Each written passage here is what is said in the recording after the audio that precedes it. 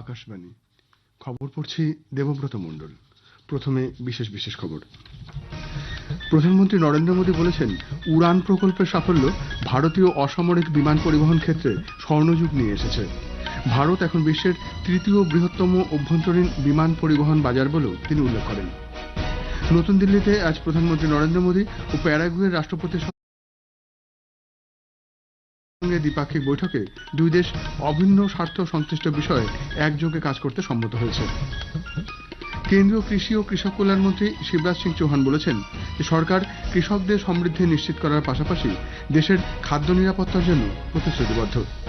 চলতি বছরের মে মাসে দেশে মোট কয়লা উৎপাদন বৃদ্ধি পেয়ে ৮৬.24 মেট্রিক টন হয়েছে। জাতীয় মহিলা কমিশন বিহারের মুজফ্ফরপুরে ধর্ষণের পর এক নাবালিকার মৃত্যুর ঘটনায় বিহার সরকারকে নোটিশ পাঠিয়েছে। আইপিএল ক্রিকেটের ফাইনালে আগামীকাল পাঞ্জাব কিংস রয়্যাল চ্যালেঞ্জার্স বেঙ্গালুরুর মুখোমুখি হবে। আসছি বিস্তারিত খবরে। প্রধানমন্ত্রী নরেন্দ্র মোদী বলেছেন যে ভারতের বিমান পরিবহন ক্ষেত্র বিশ্বব্যাপী গুরুত্বপূর্ণ ভূমিকা পালন করছে।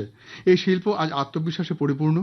নতুন দিল্লির ভারত মণ্ডপমে আন্তর্জাতিক বিমান পরিবহন সমিতি আইএটি এর ৮১তম বার্ষিক সাধারণ সভায় ভাষণে প্রধানমন্ত্রী বলেন, ভারত বিশ্বব্যাপী মহাকাশ ও বিমান পরিবহন ক্ষেত্রে সমন্বয়ের মাধ্যমে একটি অগ্রণী শক্তি হিসেবে উঠে আসছে। উড়ান প্রকল্পের সাফল্য ভারতীয় অসামরিক বিমান পরিবহন ক্ষেত্রে একটি স্বর্ণযুগ নিয়ে এসেছে।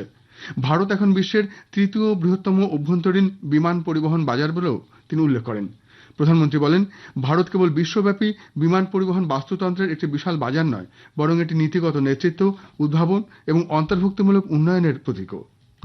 फ्रेंड्स, आज हम सैकड़ों किलोमीटर की दूरी, इंटरकॉन्टिनेंटल जर्नी केवल कुछ घंटों में तय कर लेते हैं, लेकिन 21st सेंचुरी की दुनिया के सपने हमारी इन्फिनिट इमेजिनेशन रुकी नहीं है। आज इनोवेशन और टेक्नोलॉजी अपग्रेडेशन की स्पीड पहले से भी कहीं तेज है और हमारी स्पीड जितनी तेज हुई है, हमने उतनी ही डिस्टेंट डेस्टिनेशन को अपनी डेस्टिनी बनाया है। অনুষ্ঠানে ভাষণ দিতে গিয়ে অসামরিক বিমান পরিবহন মন্ত্রী কে রামমোহন নাইডু বলেন, সরকার আগামী ৫ বছরে দেশে আরো ৫০টি বিমানবন্দর গড়ে তোলার জন্য প্রতিশ্রুতিবদ্ধ। ২০১৪ সালে দেশে মাত্র ৭৪টি বিমানবন্দর ছিল, যা এখন ১৬২। এর মধ্যে ৩৩টি আন্তর্জাতিক বিমানবন্দরও রয়েছে।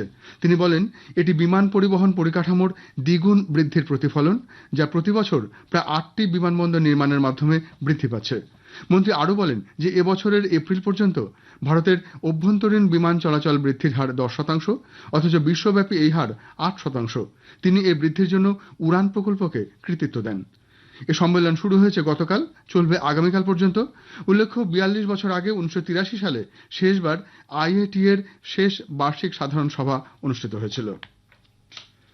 ভারত ও প্যারাগুয়ে অভিন্ন স্বার্থ সংশ্লিষ্ট বিষয়ে একযোগে কাজ করতে সম্মত হয়েছে বলে প্রধানমন্ত্রী নরেন্দ্র মোদী জানিয়েছেন। নতুন দিল্লিতে আজ প্রধানমন্ত্রী এবং প্যারাগুয়ের রাষ্ট্রপতি সান্তিয়াগো পেনা তালাসিওসের সঙ্গে এক দ্বিপাক্ষিক বৈঠকে এ বিষয়ে মতৈক্য হয়। At the invitation of Prime Minister Shri Narendra Modi, President of Paraguay, His Excellency Mr. Santiago Peña Palacios, is on a state visit to India from 2nd to 4th of June 2025. This is the first visit of President Peña to India, and it is only the second visit by a President of Paraguay to India. The last visit was in 2012 by the then President. He is accompanied by a high-level delegation comprising ministers, members of parliament, governor of a province, and senior officials. বাণিজ্য, প্রতিরক্ষা, স্বাস্থ্য, কৃষি সহ বিভিন্ন বিষয়ে তাদের মধ্যে বিস্তারিত আলাপ আলোচনা হয়েছে। রাষ্ট্রসংঘের মতো বিভিন্ন আন্তর্জাতিক সংস্থায় কাজের ক্ষেত্রে অভিন্ন স্বার্থ সংক্রান্ত বিষয় আলোচনায় প্রাধান্য লাভ করে। বৈঠকের পর বিদেশ মন্ত্রকের পূর্বাঞ্চলীয় দপ্তর সচিব পি কুমারন বলেন, ভারত ও প্যারাগুয়ে দুটি দেশই ডিজিটালাইজেশন, তথ্য প্রযুক্তি এবং জনসংযোগের মতো ক্ষেত্রে এই সহযোগিতা আরও বাড়ানোর লক্ষ্যে কাজ করতে অঙ্গীকারবদ্ধ। এর আগে বিদেশমন্ত্রী এস জয়শঙ্করের সঙ্গেও সাক্ষাৎ করেছেন প্যারাগুয়ের রাষ্ট্রপতি। রাষ্ট্রপতি পেনার এটি প্রথম ভারত সফর। সফরকালে তিনি রাষ্ট্রপতি দ্রৌপদী মুর্মু, উপরাষ্ট্রপতি জগদীপ ধনখড়ের সঙ্গে দেখা করবেন। প্যারাগুয়ে ফেরার আগে মুম্বাই সফর করবেন তিনি। ভারত ও প্যারাগুয়ের মধ্যে 1961 সালে কূটনৈতিক সম্পর্ক স্থাপিত হয়েছিল। কেন্দ্রীয় কৃষি ও কৃষক কল্যাণ মন্ত্রী শিবরাজ সিং চৌহান বলেছেন যে সরকার কৃষকদের সমৃদ্ধি নিশ্চিত করার পাশাপাশি দেশের খাদ্য নিরাপত্তার জন্য প্রতিশ্রুতিবদ্ধ। শ্রী চৌহান বিকশিত কৃষি সংকল্প অভিযানের অধীনে মতিহারিতে এক অনুষ্ঠানে ভাষণ দিচ্ছিলেন। দেশব্যাপী এই অভিযান পঞ্চম দিনে প্রবেশ করল। এই অভিযানের মূল লক্ষ্য হল বিভিন্ন প্রকল্প এবং কল্যাণমূলক কর্মসূচির সুবিধা কৃষকদের দোরগোড়ায় পৌঁছে দেওয়া। তিনি বলেন, বিকশিত কৃষি সংকল্প অভিযানের সময় কৃষি বিজ্ঞান এবং বিশেষজ্ঞদের পরামর্শ বাস্তবায়নের দিকে বিশেষ মনোযোগ দেওয়া হয়েছিল। युद्ध का जब वातावरण था सीमा पे, मैंने अपने खाद्य भंडारों की समीक्षा की तो खेत में किसान और सीमा पे जवान डटा हुआ था और हमने देशवासियों से कहा था चिंता मत करो, भंडार भरपूर है। और आज भी भारतीय अर्थव्यवस्था की सबसे बड़ी ताकत अगर कोई है तो खेती है।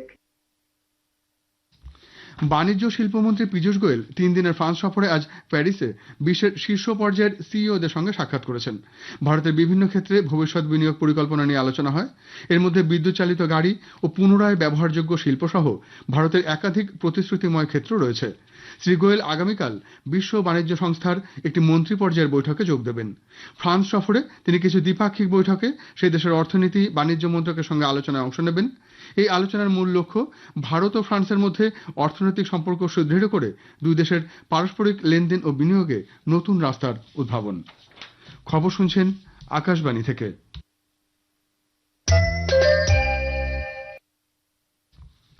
আমাদের সংবাদ শোনা যাবে ইউটিউব চ্যানেল আকাশবাণী সংবাদ বাংলা, ফেসবুক ও ইনস্টাগ্রাম আকাশবাণী সংবাদ কলকাতা এবং এক্স হ্যান্ডেল এআই নিউজ কলকাতাতে। চলতি বছরের মে মাসে দেশে মোট কয়লা উৎপাদন হয়েছে 86.24 মেট্রিক টন। গত বছর একই সময়ে পরিমাণ ছিল 83.96 মেট্রিক টন। কয়লা মন্ত্রক জানিয়েছে গত মাসে ক্যাপটিভ বা বাণিজ্যিক খনি থেকে উৎপাদন 16.93 মেট্রিক টন হয়েছে, যা গত বছরের একই সময়ের 13.83 মেট্রিক টন থেকে উল্লেখযোগ্য বৃদ্ধি। এই বৃদ্ধি দেশের সামগ্রিক কয়লা উৎপাদনে ক্যাপটিভ বা বাণিজ্যিক খনির ক্রমবর্ধমান অবদানকেই তুলে ধরে। এদিকে গত মাসে কোম্পানিগুলির হাতে থাকা কয়লার মজুতের পরিমাণ 29.18% বৃদ্ধি পেয়ে 122.69 মেট্রিক টনে পৌঁছেছে, যা আগের বছরের একই সময়ে 94.98 মেট্রিক টন ছিল। জাতীয় মহিলা কমিশন বিহারের মুজফ্ফরপুরে ধর্ষণের পর এক নাবালিকার মৃত্যুর ঘটনায় বিহার সরকারকে নোটিশ পাঠিয়েছে। স্বতঃপ্রণোদিত হয়ে মামলাটি গ্রহণ করে কমিশন রাজ্য পুলিশের মহানির্দেশক ও রাজ্যের মুখ্য সচিবকে অবিলম্বে বিস্তারিত ও নিরপেক্ষ তদন্ত সুনিশ্চিত করার নির্দেশ দিয়েছে। মহিলা কমিশনের চেয়ারপারসন বিজয়া রাহাতকার ঘটনার তীব্র নিন্দা করে এ ব্যাপারে কি পদক্ষেপ নেওয়া হয়েছে 3 দিনের মধ্যে সে সংক্রান্ত বিস্তারিত রিপোর্ট জমা দিতে বলেছেন। এই ঘটনায় গাফিলতির অভিযোগ করে কর্তব্য অবহেলার জন্য দোষীদের বিরুদ্ধে উপযুক্ত ব্যবস্থা গ্রহণেরও আহ্বান জানিয়েছেন তিনি। এবছরের জয়েন্ট এন্ট্রান্স অ্যাডভান্স পরীক্ষার ফল ঘোষণা করা হয়েছে। মোট 54,378 জন পরীক্ষার্থী এতে সফল হয়েছেন। এর মধ্যে 9,404 জন ছাত্রী। শীর্ষস্থান দখল করেছেন আইআইটি দিল্লি অঞ্চলের রজিত গুপ্তা। 360 নম্বরের মধ্যে তিনি পেয়েছেন 332। দ্বিতীয় স্থানে রয়েছেন সক্ষম জিন্দাল। মেয়েদের মধ্যে প্রথম স্থান অধিকার করেছেন পশ্চিমবঙ্গের দেবদত্তা মাঝি। 360-এর মধ্যে তিনি পেয়েছেন 312 নম্বর। বর্ধমানের কাটোয়ার বাসিন্দা দেবদত্তা 2023 সালে মাধ্যমিকে প্রথম হয়েছিলেন। এবছর উচ্চ মাধ্যমিকে তিনি 6ষ্ঠ স্থান অধিকার করেন। মুখ্যমন্ত্রী মমতা ব্যানার্জি দেবদত্তা মাঝিকে শুভেচ্ছা জানিয়েছেন। সিকিমের চ্যাটেন এলাকায় গতকাল ধসের কারণে 3 জনের মৃত্যু হয়েছে, নিখোঁজ আরো অনেকে। পুরোদমে চলছে উদ্ধার কাজ। অন্যদিকে সিকিমে লাচুং থেকে 1,678 জন পর্যটককে নিরাপদে উদ্ধার করা হয়েছে। লাচেনে এখনো আটকে থাকা 150 জন পর্যটককে উদ্ধারের চেষ্টা চালানো হচ্ছে। গত 29শে মে উত্তর সিকিমে আচমকা মেঘভাঙা বৃষ্টি ও প্রবল বর্ষণের জেরে পর্যটকরা আটকে পড়েছিলেন। প্রবল বৃষ্টির কারণে লাচেন লাচুং 0 পয়েন্টের মতো এলাকায় ব্যাপক ক্ষতি হয়েছে। ধস সেতু ভেঙে পড়ার কারণে ডিকচু সানক্লাং শিবগিয়ার চুংথাং লাচেন জিমা এবং চুংথাং লাচুং রাস্তা সম্পূর্ণ বিপর্যস্ত। উত্তর পূর্ব ভারতে আগামী 5 দিন ভারী বর্ষণের পূর্বাভাস দিয়েছে আবহাওয়া দপ্তর।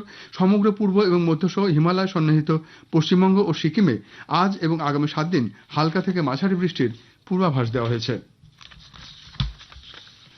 অষ্টাদশ আইপিএল ক্রিকেট 2025-এর ফাইনালে আগামীকাল মুখোমুখি হবে পাঞ্জাব কিংস ও রয়্যাল চ্যালেঞ্জার্স বেঙ্গালুরু।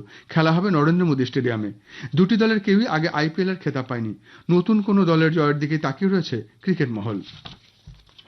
প্রধানমন্ত্রী নরেন্দ্র মোদী দক্ষিণ কোরিয়ায় এবছরের এশিয়ান অ্যাথলেটিক্স প্রতিযোগিতায় ভারতীয় দলের সাফল্যের জন্য অভিনন্দন জানিয়েছেন। সোশ্যাল মিডিয়ায় এক বার্তায় শ্রী মোদী বলেন, সারা দেশ ভারতীয় দলের এই অসাধারণ সাফল্যে গর্বিত। কঠোর অধ্যাবসায় ও নিষ্ঠায় এদের সাফল্যের মূল চাবিকাঠি বলেও তিনি উল্লেখ করেন।